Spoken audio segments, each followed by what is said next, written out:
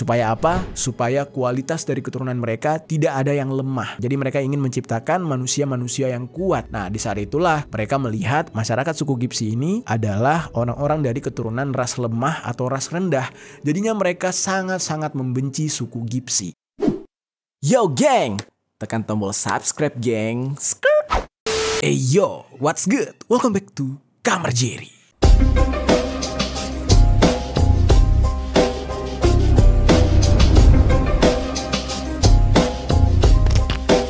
Geng, kalian pasti tahu ya series yang ada di Netflix yaitu Peaky Blinders. Yang mana series yang satu ini dirilis pada tahun 2013 dan sekarang sudah ada 6 season. Yang membuat menariknya adalah pemainnya itu atau tokoh utamanya yang menjadi Thomas Shelby yang diperankan oleh Cillian Murphy. Karakter utamanya ini menjadi idola kaum wanita karena memang orangnya cool banget, ganteng banget, dan bahkan gak cuma wanita, laki-laki pun banyak yang mengagumi sosok dari pemeran Thomas Shelby ini. Nah lalu geng, kalau kalian perhatikan tokoh di Peaky Blinders yaitu Thomas Shelby itu bukan berasal dari Inggris. Jadi backgroundnya itu bukan orang Inggris. Seperti latar tempat yang diperlihatkan di dalam series tersebut, Thomas Shelby itu berasal dari sebuah suku yang bernama suku Gipsi. Sebuah suku yang sebenarnya banyak sekali kontroversinya. Nah hari ini gue pengen ngajak kalian untuk membahas tentang kontroversi suku Gipsi ini geng. Yang mana tokohnya kalian senangi, tokohnya tuh kalian puja-puja jadi idola gitu ya. Ternyata tokoh tersebut berasal dari sebuah suku yang banyak kontroversinya. Sekarang kita bahas secara lengkap kontroversi tentang suku Gipsi. Langsung aja di sisi lain.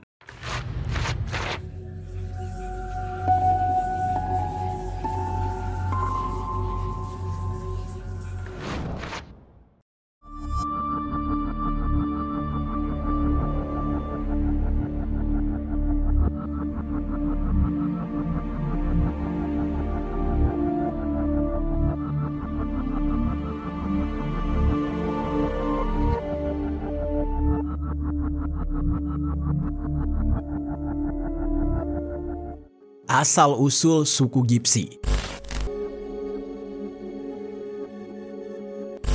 Suku Gipsi ini itu berada di kawasan daratan Inggris. Ya berarti orang-orangnya bisa dikatakan orang-orang Eropa, orang-orang kulit putih. Tetapi ciri fisiknya justru berbeda dari kebanyakan orang-orang kulit putih Eropa, kebanyakan orang-orang Inggris. Kok bisa hal ini terjadi? Orang yang tinggal di satu daratan tetapi justru berbeda ciri fisiknya dengan orang-orang yang ada di sana. Nah ternyata asal-usul dari suku Gipsi ini memang bukan berasal dari Eropa geng. Mereka ini merupakan bangsa Romani. Dan suku Gipsi ini memiliki nama asli yaitu Rom atau Roma. Dan di dalam bahasa mereka, Rom ini sendiri adalah sebutan untuk kaum pria. Lalu bagaimana bisa terciptanya kata Gipsi untuk orang-orang kaum Rom ini atau suku Rom ini? Nah nama Gipsi sendiri diberikan oleh orang Eropa untuk menyebut nama suku tersebut. Jadi sebenarnya bukan suku Gipsi yang menciptakan nama Gipsi. Lalu dari mana datangnya kata Gipsi ini? Nah sebenarnya kasusnya itu sama seperti ketika suku asli Amerika pertama kali diberikan nama Indian oleh Christopher Columbus, yang dimana Columbus ini mengira ketika itu dia sudah sampai ke daratan India.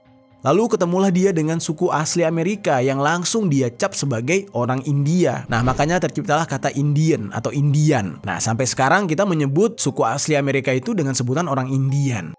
Nah lalu sementara untuk kata Gipsi sendiri berasal dari kata Egypt atau kalau dalam bahasa Indonesia kita sebutnya Mesir. Karena di saat itu sewaktu orang Eropa bertemu dengan masyarakat dari suku Rom, mereka mengira kalau orang-orang dari suku Rom ini berasal dari Mesir. Jadilah sebutan untuk mereka adalah orang Egypt, orang Mesir, yaitu Gipsi. Dan ciri fisik dari suku Gipsi ini dilihat oleh orang Eropa itu mirip seperti orang Mesir yang mana kulitnya agak sedikit gelap. Nah padahal kalau orang Mesir asli gitu ya, gelapnya ya lebih gelap lagi karena kebanyakan orang Mesir memang keturunan Arab berkulit hitam.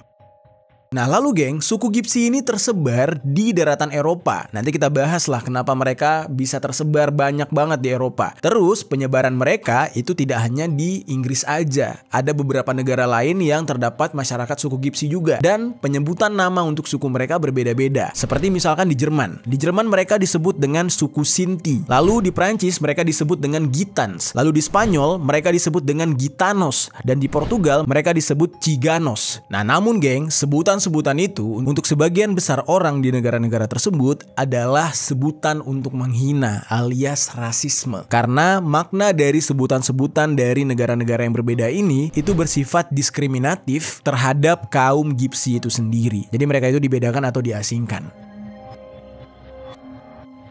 Nah, lalu yang jadi pertanyaannya, dari manakah suku Gypsy ini berasal? Kenapa mereka ada di daratan Eropa, tetapi mereka tidak dianggap sebagai orang suku asli Eropa? Nah, ternyata usut punya usut, suku Gypsy ini berasal dari daratan India Utara yang bermigrasi pada abad ke-11 menuju ke Persia, atau yang sekarang kita sebut dengan nama negara Iran. Ada beberapa dari mereka yang memilih untuk terus melanjuti migrasi melewati Iran. Ada juga yang akhirnya terpisah lalu berhenti di daratan Eropa. Ada sumber yang mengatakan penyebab dari migrasi yang dilakukan oleh suku Gypsy ini diduga karena mereka melarikan diri dari invasi yang dilakukan oleh seorang jenderal yang berasal dari Afghanistan yang bernama Mahmud of Ghazni atau Mahmud dari Ghazni.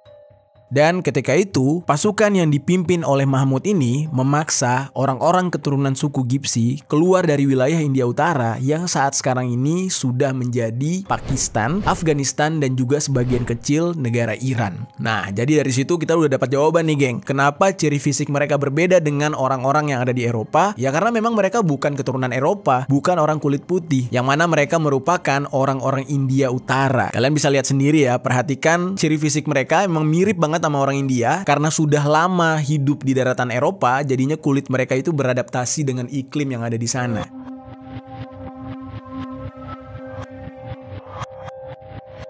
Nah, lalu geng, pada awal abad ke-14, suku Gypsy ini sampai di Eropa bagian tenggara. Lalu beberapa dari suku Gypsy yang lain yang terus bermigrasi itu sampai di bagian Eropa Barat pada awal abad ke-15. Jadi bisa bayangkan ya, mereka itu bermigrasi yang artinya mereka mencari penghidupan di daratan baru, mencari suaka atau mencari negara baru agar membentuk komunitas suku mereka, agar bisa hiduplah di sana.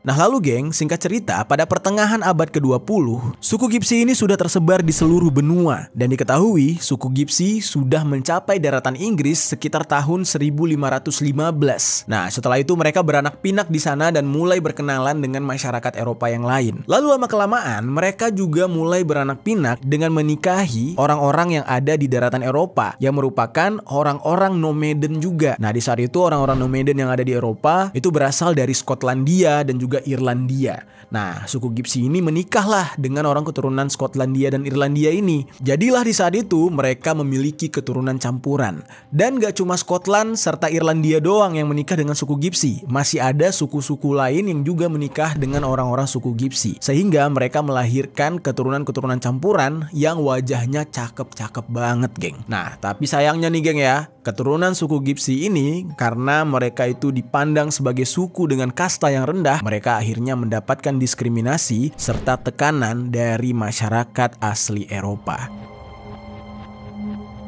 Sekarang kita bahas diskriminasi terhadap masyarakat suku Gypsy.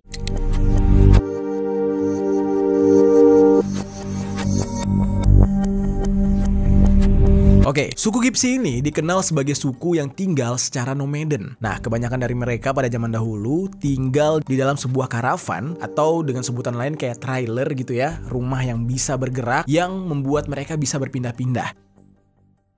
Nah, walaupun sebenarnya di era modern sekarang mereka sudah banyak yang tinggal secara permanen, tetapi mereka tetap mempertahankan yang namanya hidup secara berkelompok.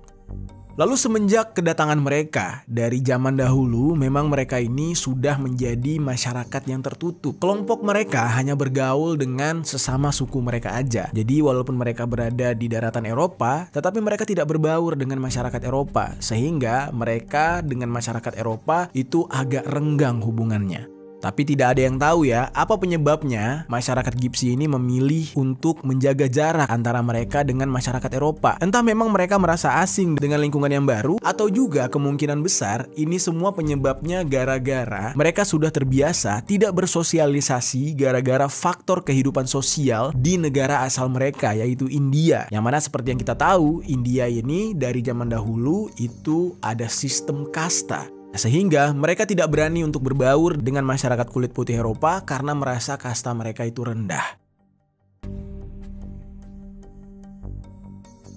Lalu ternyata sifat mereka yang tidak mau berbaur, mengisolasi diri, akhirnya menimbulkan rasa curiga dari kalangan masyarakat Eropa di saat itu. Yang mana masyarakat Eropa merasa aneh dengan para pendatang ini. Padahal mereka datang ke tanah Eropa, tetapi bukannya berbaur, malah mereka membatasi diri. Bahkan nih geng, tidak hanya merasa curiga, tetapi juga orang-orang Eropa itu bersikap antipati terhadap suku Gipsi yang merupakan pendatang ini. Dan menurut sejarahnya, bentuk antipati yang diciptakan oleh masyarakat Eropa terhadap suku Gipsi akhirnya menimbulkan diskriminasi serta penganiayaan dari orang Eropa terhadap suku pendatang ini. Ada beberapa bentuk diskriminasi, ya beberapa contoh gue sebutkan. Salah satunya misal mereka ini dipaksa untuk mendirikan kemah yang berada di luar perkampungan warga Eropa asli. Jadi tidak boleh masuk ke dalam lingkungan warga Eropa. Lalu mereka juga dilarang mengambil air dari perkampungan tersebut, dan mereka dilarang masuk ke dalam kampung untuk sekedar berbelanja kebutuhan hidup sehari-hari. Jadi benar-benar dipisahkan.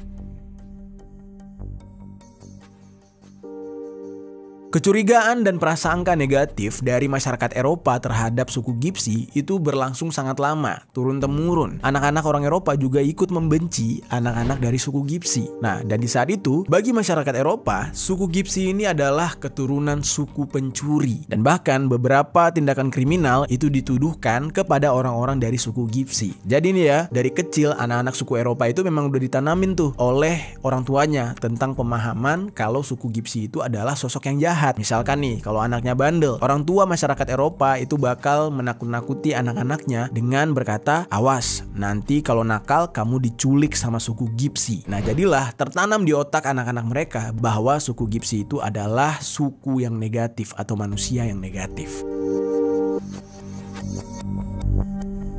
Nah, di masa lalu suku Gipsi, di saat pertama kali mereka datang ke Eropa sebagai suku yang asing gitu ya, mereka ini sering sekali berhadapan dengan hukum, yang mana mereka selalu dicurigai setiap gerak-geriknya, termasuk ketika mereka sedang memasak makanan. Nah, maka akhirnya terbentuklah sebuah budaya yang mana suku Gipsi ini diharuskan untuk memasak makanan mereka di luar rumah, alias di lingkungan yang terbuka. Nah, hal ini dilakukan supaya masyarakat Eropa tidak menuduh mereka yang macam-macam, karena bagi masyarakat Eropa, kemungkinan besar masyarakat suku Gipsi bisa saja melakukan kanibal alias memakan manusia. Nah, di saat itu akhirnya suku Gipsi ngalah tuh. Mereka bikinlah dapur terbuka, mereka masak di luar rumah supaya mereka tidak difitnah. Bisa kebayang ya geng ya, gimana jadinya kalau lagi hujan gitu, atau mereka justru masak di bawah terik matahari. Kan kasian, udah gitu makanan mereka berdebu gitu ya. Tapi hal ini harus mereka lakukan supaya mereka tidak dicurigai.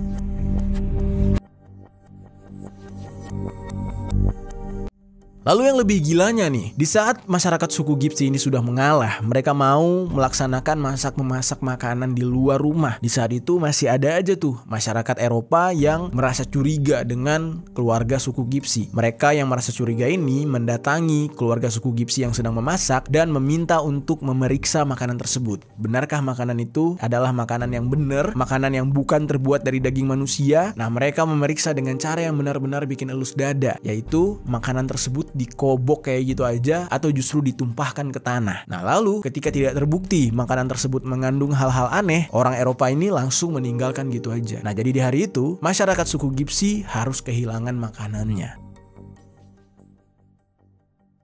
Nah, lalu kekejaman masyarakat kulit putih itu semakin menjadi-jadi geng. Banyak masyarakat suku Gipsi yang mereka usir dari beberapa wilayah yang ada di Eropa. Nah, lalu entah dari mana idenya ya, tiba-tiba masyarakat suku Gipsi itu dijadikan budak oleh masyarakat kulit putih Eropa selama berabad-abad. Nah, padahal selama ini yang kita tahu ya, orang-orang yang dijadikan budak oleh masyarakat kulit putih Eropa itu biasanya orang dari Afrika atau keturunan kulit hitam. Nah, ternyata orang dari suku Gipsi juga dijadikan budak oleh masyarakat Eropa, dan perbudakan ini baru berakhir pada tahun 1860-an. Nah, lalu gara-gara diskriminasi yang terus-menerus mereka terima, mau gak mau suku Gipsi ini harus berpindah-pindah dari waktu ke waktu supaya mereka tidak mendapatkan tekanan serta tindakan kekerasan. Nah, lalu dari hidup nomaden ini membuat suku Gipsi harus bisa memiliki beberapa keterampilan seperti membuat kerajinan dari logam dan juga seni pertunjukan, yang mana keahlian itu bisa mereka pergunakan untuk memenuhi kebutuhan hidup mereka. Dan kebiasaan hidup mereka yang berpindah-pindah atau nomaden ini meminimalisir resiko dari percampuran budaya atau moral karena terlalu banyak berinteraksi dengan suku-suku lain selain suku mereka. Jadinya mereka tetap bisa menjaga budaya mereka dari cara mereka hidup berpindah-pindah. Oke, sekarang kita masuk ke dalam pembahasan ketika suku Gipsi menjadi sasaran target kekejaman tentara Nazi.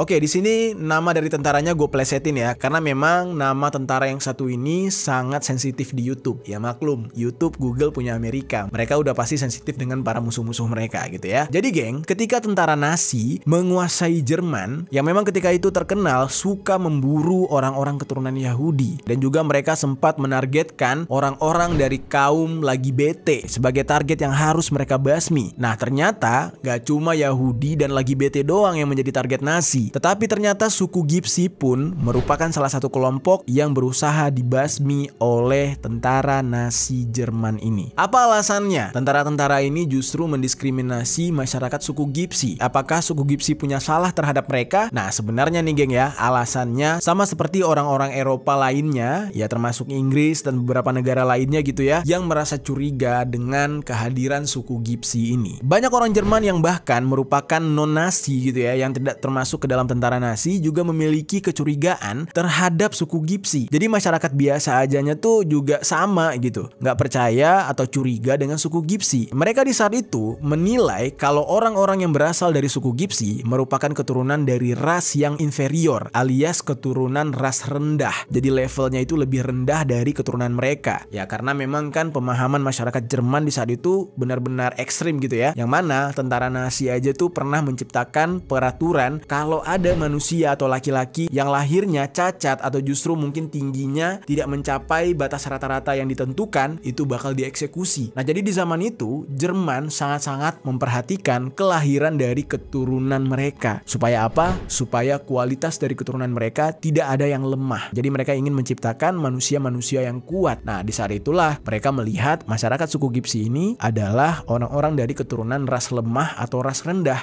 Jadinya mereka sangat-sangat membenci suku Gipsi. Jadi di masa itu, nasib suku Gipsi ini tidak jauh berbeda dengan nasib warga keturunan Yahudi yang ada di Eropa. Mereka di bawah pemerintahan Nazi, mereka banyak yang ditangkap, ditahan, lalu dipekerja paksakan, dan mereka ini banyak yang dibantai secara massal oleh tentara Nazi. Jadinya mereka sangat-sangat membenci suku Gipsi. Tentara Nazi di saat itu melakukan pembantaian terhadap puluhan ribu orang-orang suku Gipsi yang menetap di wilayah Uni Soviet dan juga Serbia yang ketika itu sedang dikuasai oleh Jerman, dan ribuan masyarakat Gipsi lainnya juga ikut dibantai, terutama suku Gipsi yang tinggal di wilayah Auschwitz-Birkenau, terus di daerah Chelmno, Belzec, Sobibor, dan juga Treblinka. Nah, pasukan militer SS milik Nazi menangkap banyak sekali orang dari suku Gipsi, lalu mereka ditahan atau dimasukkan ke dalam kamp konsentrasi yang ada di daerah Bergen-Belsen, lalu ada lagi di daerah Sachsenhausen, lalu di daerah Buchenwald, daerah Dachau, daerah Mauthausen, dan Ravensbrück.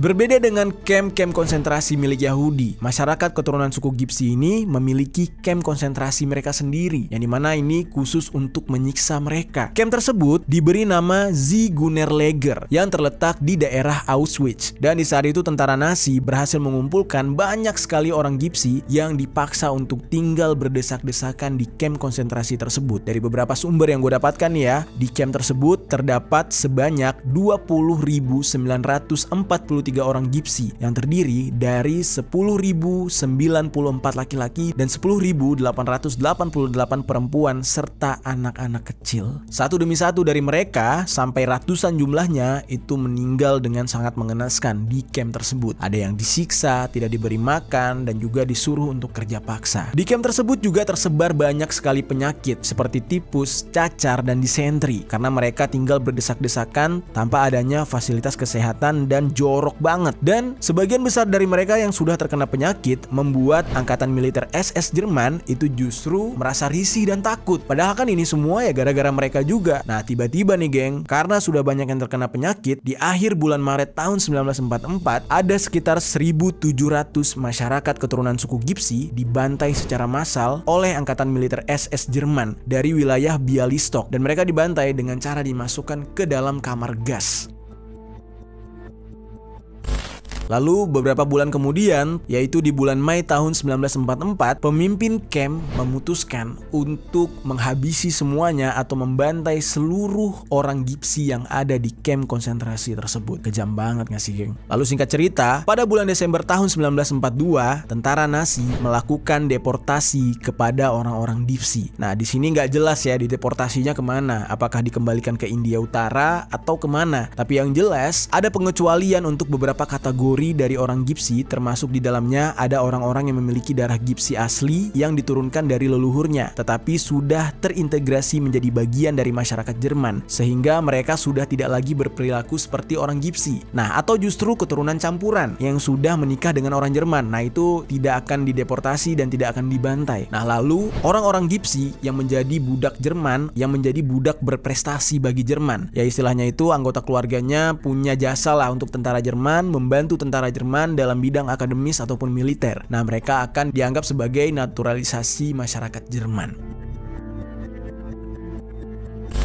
Orang-orang yang masuk ke dalam kategori yang tidak dibantai dan juga tidak dideportasi oleh tentara Nazi karena mereka dianggap sudah keturunan campuran atau justru berjasa gitu ya, itu hanya disisakan sekitar 5.000-an orang. Nah, tetapi meskipun demikian, tetap aja setiap harinya pasti ada di antara mereka yang jadi korban salah tangkap dari tentara maupun polisi di Jerman.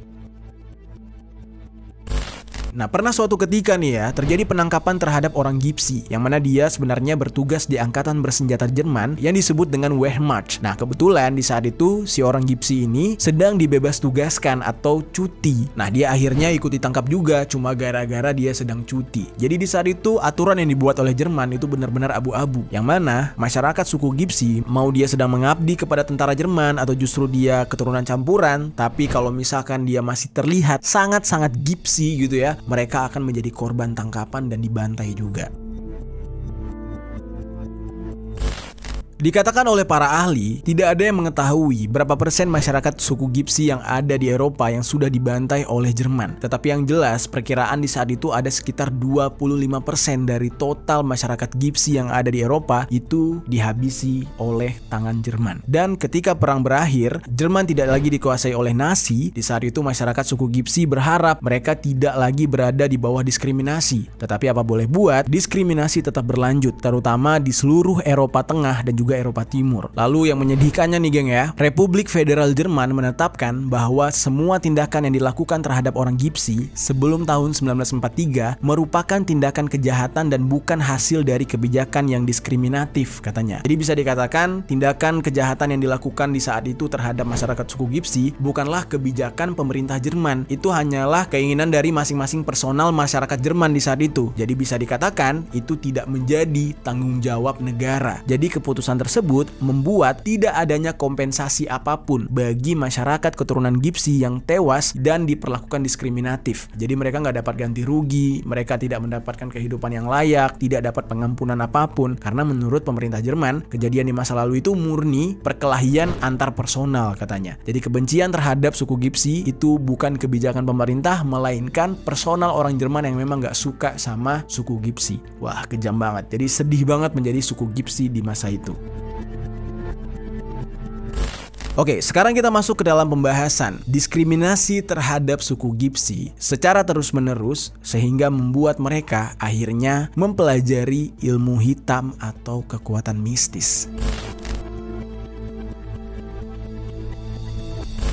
Geng, kalau kalian perhatikan ya, mungkin ya secara tidak sadar selama ini, film-film di Eropa, film-film barat gitu ya, itu kalau misalkan ada pemeran sebagai dukun, itu pasti si dukunnya berasal dari suku Gipsi, alias orang Gipsi itu distereotipkan atau stigmanya adalah penghasil paranormal atau penyihir. Kenapa hal ini bisa terjadi, geng? Kenapa orang Gypsy bisa dianggap sebagai para penyihir? Nah, ternyata ini tidak terlepas dari cara hidup mereka, yaitu hidup nomaden yang berpindah-pindah, yang mana hal ini mengharuskan mereka mempunyai pegangan agar bisa beradaptasi dengan alam tempat mereka berpijak. Dan hal ini benar-benar nyata, geng. Banyak dari mereka yang akhirnya menjadi paranormal, bisa mengobati, memiliki ilmu goib, dan juga bahkan kabarnya mereka bisa meramal. Dan mulai di saat itu, banyak orang-orang Eropa yang percaya akan hal mistis akhirnya mempergunakan jasa orang-orang Gypsy untuk pengobatan tradisional. Nah, jadi pengobatan tradisional kayak kedukun gitu nggak cuma ada di Indonesia ya, geng. Orang Eropa pun percaya dengan hal tersebut. Dan sampai saat sekarang ini, praktik perdukunan yang berasal dari suku Gypsy itu masih terus berjalan. Nah, lalu pertanyaannya, di era modern sekarang, bagaimana nasib dari suku Gypsy? Sekarang kita bahas.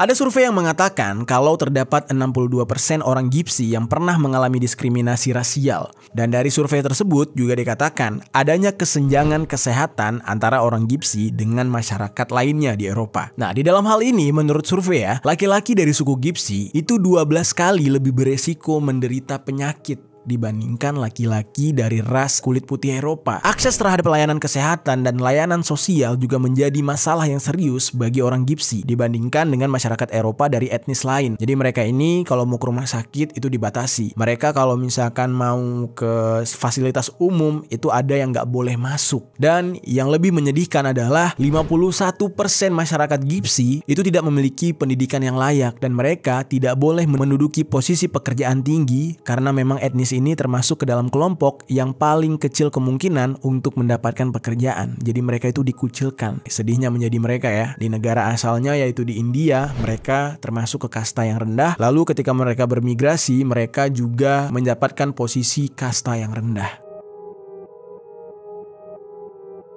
Nah, lalu di era modern seperti sekarang, banyak orang Gypsy yang masih merasakan diskriminasi. Kita contohin aja ya, orang Gypsy yang ada di Italia. Mereka merasakan bentuk diskriminasi setelah Menteri Dalam Negeri Italia yang bernama Matteo Salvini, yang dengan khusus mengadakan sensus untuk orang Gypsy agar mengetahui seberapa banyak jumlah mereka di Italia. Nah, hal ini sengaja dilakukan dan atas permintaan dari masyarakat Italia juga, yang mana di dalam otak mereka masih menganggap masyarakat keturunan Gypsy adalah masyarakat pencuri. Jadi yang negatif-negatif pasti dikerjakan oleh orang Gypsy. Nah, jadi mereka ingin memisahkan kelompok masyarakat Gypsy agar tidak berbaur dengan mereka, agar terhindar dari yang namanya kriminalitas. Tetapi hal ini tidak dibantah oleh orang Gypsy, geng. Orang Gypsy bilang, iya memang sebagian besar kriminal pencurian itu dilakukan oleh masyarakat keturunan kami, katanya. Tetapi hal itu kami lakukan karena kami tidak punya pilihan. Balik lagi, lapangan pekerjaan untuk mereka nggak ada. Terus mereka bertahan hidup harus pakai cara apa? Nah, disinilah serba salahnya menjadi anak keturunan suku Gypsy. Nah, padahal nih ya, sebagian besar masyarakat Gypsy di Italia, mereka merasa mereka adalah bagian dari Italia karena dari lahir sampai mati pun mereka di Italia. Tetapi identitas mereka atau keturunan mereka memang berasal dari suku Gypsy. Dan itu bukan pilihan yang bisa mereka pilih. Mereka terlahir kayak gitu ya karena sudah takdirnya. Namun sedihnya adalah suku Gypsy yang ada di Italia itu tidak jauh perlakuannya dengan suku Gypsy yang ada di daratan Eropa yang lain. Mereka diperlakukan seperti binatang dan tidak ada harganya.